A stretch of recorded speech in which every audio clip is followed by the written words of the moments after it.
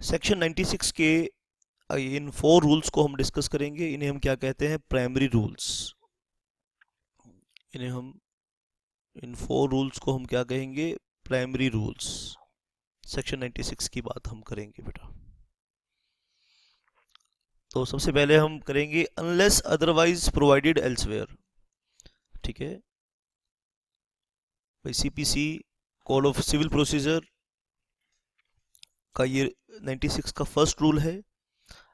इसका मतलब है अनलेस अदरवाइज प्रोवाइडेड एल्सवेयर का मतलब है कि अगर कोई दूसरा सेक्शन, कोई दूसरा लॉ इस रूल के अगेंस्ट कह रहा है तो उस सेक्शन की बात अप्लाई होगी, उस प्रोविजन की बात अप्लाई होगी।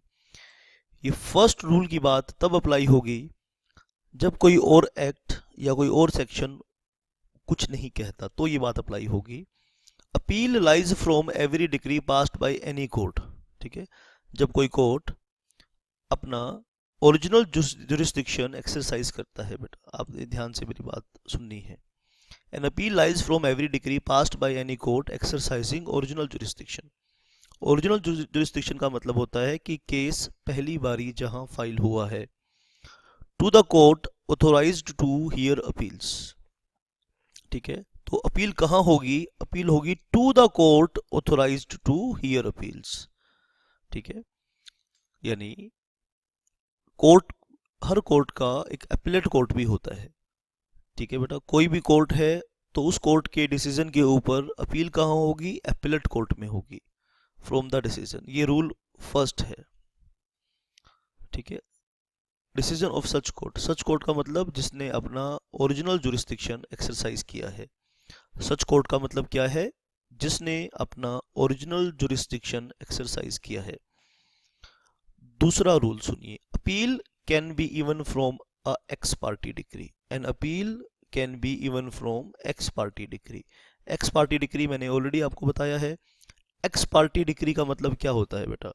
In the absence of one of the party. एक पार्टी एब्सेंट रहती है कोर्ट की प्रोसीडिंग में और कोर्ट उसके एब्सेंस में on the basis of available facts court अपना डिसीजन प्रोनाउंस करता है, तो उसे कहा जाता है एक्स पार्टी डिक्री।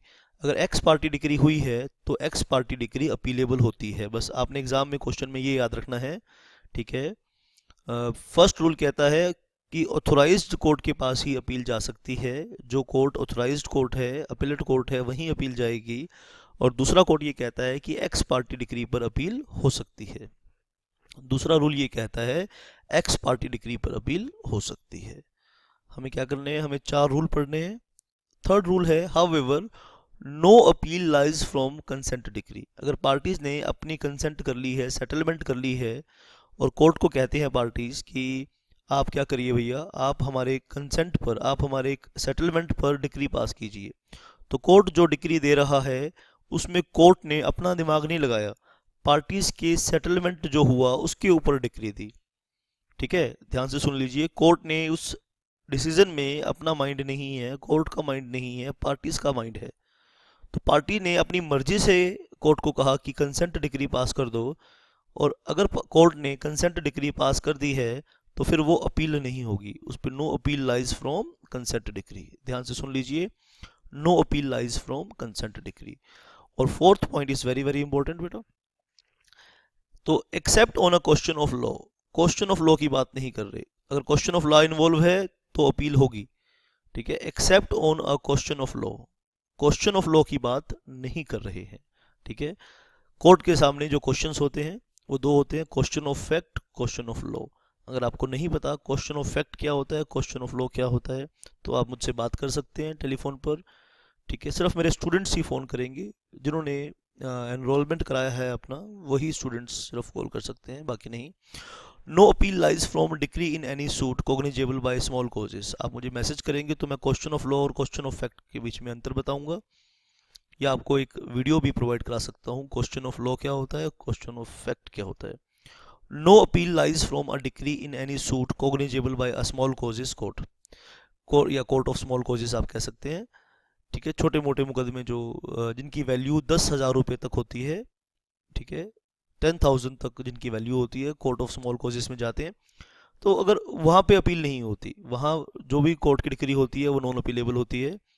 ठीक है बेटा, अपील कब होगी? या तो वैल्यू 10,000 से एक्सीड करे, या फिर उस पर क्वेश्चन ऑफ लॉ हो। ठीक है, तो यहाँ पे आप इसको छोटा सा इस तरह से लिख सकते हो, हम आपको बता रहे हैं बेटा। ठीक है, तो court of small causes, court of small causes exercises original jurisdiction. तो अपील, इस ओरिजिनल जुरिस्डिक्शन पर क्या अपील होगी, ये सवाल है। क्या अपील होगी, ये सवाल है। दो केसेस में हो सकती है, यस, दो केसेस में हो सकती है। Value is more than 10,000, value is, जो केस की वैल्यू है वो मोर देन 10,000 है। ध्यान से समझिए, मोर देन बोल रहा हूँ तो मोर देन का मतलब 10,000 एक रुपये उसकी वैल्यू है तो हो सकता है, अगर 10,000 की वैल्यू है तो नहीं हो सकता। दूसरी बात, क्वेश्चन ऑफ लॉ इन्वॉल्व है, यहाँ वैल्यू नहीं देखेंगे, क्वेश्चन ऑफ लॉ इन्वॉल्व है। क्वेश्चन ऑफ लॉ का मतलब क्या है कि जो जिस लॉ के अकॉर्डिंग हम डिसीजन दे रहे हैं, जो भी रिलेवेंट लॉ हम यूज़ कर रहे हैं वो क्लियर नहीं है, वो एम्बिग्विटी है उसके अंदर। तो कोर्ट के सामने दो क्वेश्चन होते हैं, क्वेश्चन ऑफ लॉ, एक क्वेश्चन ऑफ फैक्ट। जहाँ पे फैसला फैक्ट्स के आधार पे आना है, तो वहाँ पे एविडेंस के आधार पे आना है, तो उसके हम कहेंगे क्वेश्चन ऑफ फैक्ट। और जहाँ फैसला लॉ ही इटसेल्फ क्लियर नहीं है, तो उसे हम कहेंगे क्वेश्चन ऑफ लॉ। तो दो ही केसेस में अपील हो सकती है, और अदरवाइज आप इस फोर्थ रूल को ध्यान से पढ़ेंगे अब। Except on a question of law, no appeal lies from a decree in any suit cognizable by a, ठीक है, cognizable by a small causes court if the value of the subject matter of the original decree suit doesn't exceed 10,000। तो इन दोनों बातों को मिला के पढ़ेंगे। Question of law involve है तो अपील होगी, अगर वैल्यू 10,000 से मोर है तो अपील होगी। अब इस चीज़ को पॉज करके आप अच्छे से नोट कर लेंगे। That's it, thank you very much.